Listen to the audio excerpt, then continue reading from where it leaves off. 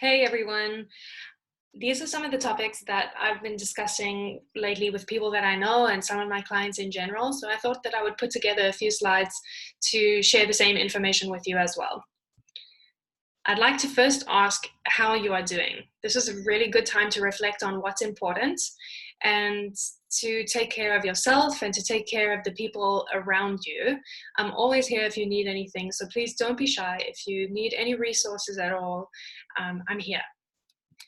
The first question that I've been getting a lot of is, are properties being listed and are they actually selling? So the short answer is yes. We have seen a slowdown in terms of the amount of sales. During the first 2 weeks of April, we were down 69% compared to the same period in April last year. That's mostly for detached and condos. Some people happen to get stuck in a situation where now they have an urgent need to transact.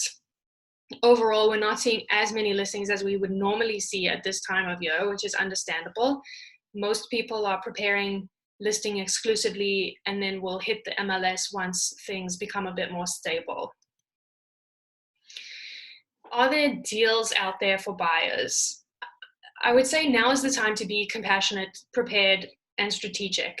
If you can help someone out, great. But I wouldn't go out there shopping for a property with the predatory mindset of scoring a deal. Sellers aren't just simply giving their homes away right now. And it's important to justify your need to buy on the basis of whether it is essential. I would, again, encourage you to be compassionate, strategic, and of course, be safe about it. Can you buy a home without seeing it? Think of a pre-construction buyer or an investor. A lot of those types of buyers often see the site or the properties without actually being there. So it can be done. The resale market hasn't seen too much of that, but us agents are providing ways for buyers to view the home in a lot more detail without ever leaving their current place. So we've also added new clauses within our agreements of purchase and sales, and are always working with our lawyers and brokerages to add more protection to the deals legally. Will prices go down, and when do you think that they will go down? This week, actually, things looked a little bit more stable in terms of new listings coming to the market and showings stabilizing. According to the Toronto Real Estate Board, the average selling prices have not been noticeably lower than listing prices compared to last year. So that's a really good sign. Toronto has always had an inventory issue.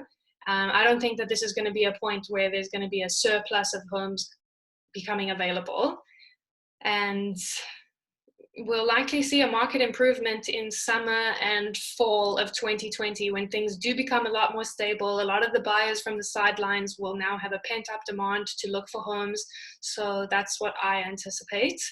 I think that it's important to realize that our market before was running at about 2 months of inventory, which indicates quite a strong seller's market. And even if we did double up to about 4 months of inventory, our market would still look pretty balanced. What if tenants can't make rent payments? I'm going to draw you back to that theme of compassion. Now's the time to be a good person, to work out a deal with your landlord, work out a deal with your tenant, explain the situation and come together, because at the end of the day, this is hard for everyone. Landlords still have mortgages to pay and tenants are still legally responsible to pay the rent. So if you can't pay the rent on time, come up with a mutually agreed upon plan and work together. And I also have a link that I can include for an upcoming workshop that I'm going to be hosting in the next few weeks with a real estate lawyer. And we're going to go over this in a lot more detail. So you can tune into that. How does the mortgage deferral process work? I've got another workshop just on this topic as well. Tenants, don't just assume that your landlord can simply get a deferral. A lot of banks don't offer deferrals on investment properties. It also doesn't entail not paying the mortgage. So there is more interest that will be paid on the interest. You have to be in good standing and it takes a slight hit on the score. So I really don't suggest using this strategy unless you absolutely have to.